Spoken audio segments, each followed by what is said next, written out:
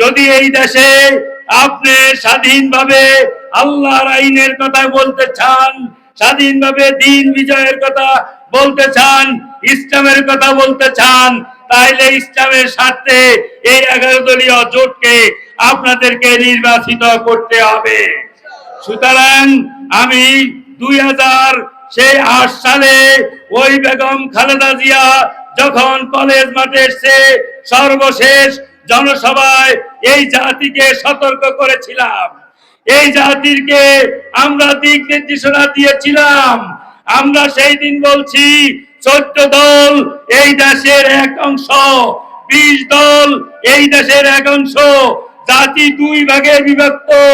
যদি আপনারা 14 দলকে বিজয় করেন তাহলে দেখবেন এই দেশের স্বাধীনতা সার্বভৌমত্ব হুমকির সম্মুখীন হবে। জনগণ নিজেদের জান মাল ইজ্জত আবরু নিয়ে বসবাস করতে পারবে না। সুতরাং আপনারা 14 দলের খপ্পরে পড়বেন না।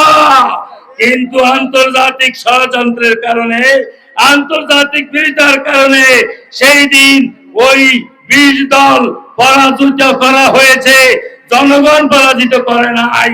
জনগণ 20 দলের পক্ষেই রায় দিয়েছে। কিন্তু ফখরুল্লাহ এবং মঈনুল আহমেদ ওই ষড়যন্ত্র করে তারা 14 দলকে সেই দিন ক্ষমতায় এনেছে।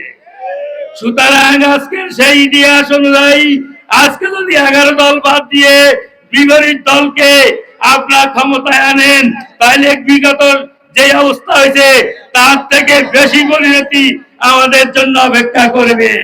সুতরাং এই ইতিহাস, এই সতর্ক বাণী আপনাদেরকে এই বার্তা হাই স্কুল ময়দানে আমি দেওয়ান মোহাম্মদ ইউসুফ এই আপনাদের কাছে দিয়ে গেলাম।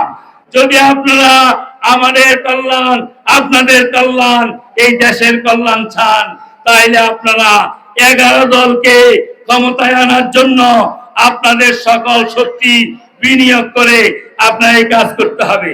দ্বিতীয় কথা, যেই আমাদের ভাতৃপ্রতিম সংগঠন বিএনপির বাইরে যারা রয়েছেন তাদেরকে বলতে চাই, আমরা আপনাদেরকে নিঃস্বার্থে 3 বার ক্ষমতায় এনেছি।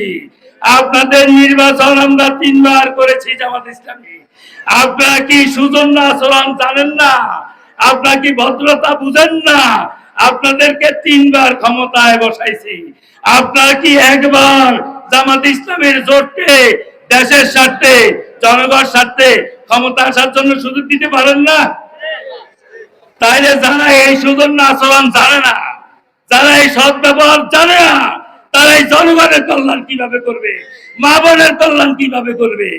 আপনারা গণতন্ত্রের কথা বলেন, বিগত সরকার গণতন্ত্রের কথা বলেছে, কিন্তু গণতন্ত্রের নামে স্বৈরতন্ত্র হয়েছে। বিগত সরকার স্বাধীনতার কথা বলেছে, স্বাধীনতার পরিবর্তে তারা জুলুমবাজ হয়েছে। কিভাবে হয়েছে? আপনার স্বাধীন দেশে আপনি আপনার মত প্রকাশ করবেন, নির্বাচন আপনাদেরকে আনন্দময় করতে হবে। স্বাধীনভাবে আপনি আমার কাছে ভোট চাবেন, আমি আপনার কাছে ভোট চাবো, এটা নিয়ম।